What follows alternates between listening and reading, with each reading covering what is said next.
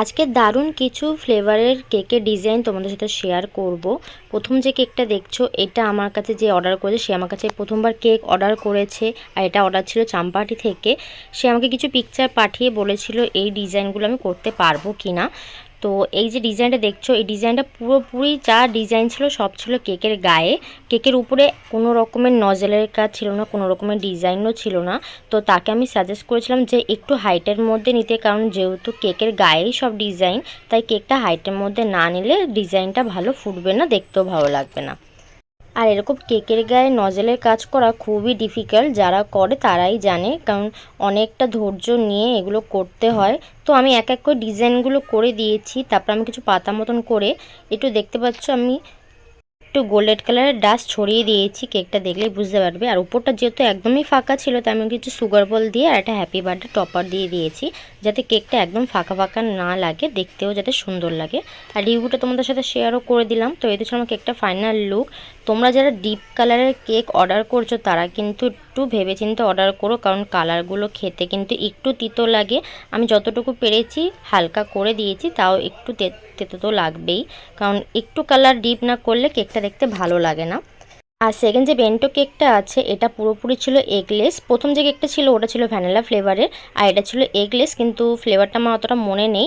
আর এই কেকটা যে অর্ডার করেছে সে আমার রিপিট কাস্টমার। এই কেকটা সে অন্যদিন নেবে বলেছিল, কিন্তু তার খুবই আর্জেন্ট পড়ে গেছিলো কেকটা নেওয়ার জন্য, তার জন্য সে একদিন আগে আমাকে বলে তার পরের দিন কেকটা লাগবে। তো আমি তার কথা মতন কেকটা রেডিও করেছিলাম। আর এই কেকটাতে কোনো রকমের নজেলের কাজ ছিল না, শুধুমাত্র জিপসি দেওয়া ছিল, সেটা আমি তোমাদের সাথে আস্তে আস্তে শেয়ার করে দেবো।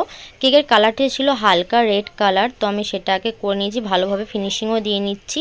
এই ফিনিশিং দিতেই যা একটু সময় লাগে।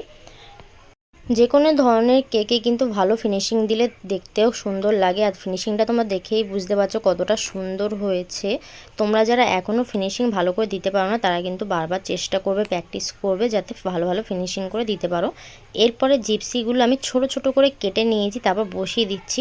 আর যেহেতু জিপসিগুলো আমি খুবই ছোট কেটেছিলাম তাই একদমই বসানো যাচ্ছিল না, তাই আমি একটু গর্ত মতন করে নিয়েছি টুথপিক দিয়ে, যাতে বসাতে পারি। এরপরে হ্যাপি বার্থডে লিখে দিয়ে আমি কিছু সুগার বল দিয়ে দিচ্ছি, যাতে দেখতে সুন্দর লাগে।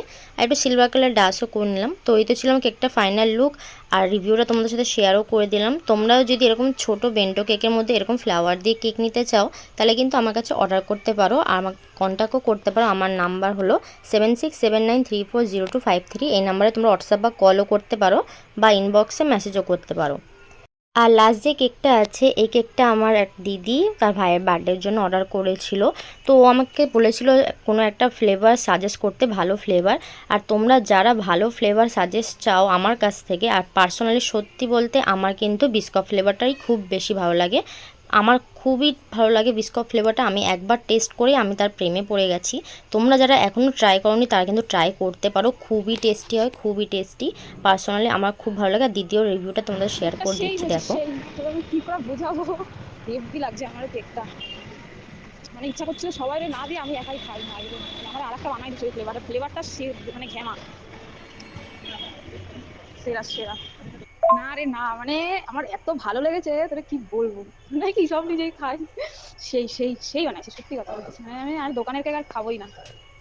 তো রিভিউটা দেখতেই পেলে দিদি কত সুন্দর রিভিউ দিয়েছে, যার বার্থডের জন্য নিয়েছে তারও কিন্তু খুবই পছন্দ হয়েছে। তোমরা যারা এখনও বিস্কুট ফ্লেভারটা ট্রাই করোনি তারা কিন্তু একবার ট্রাই করে দেখতে পারো।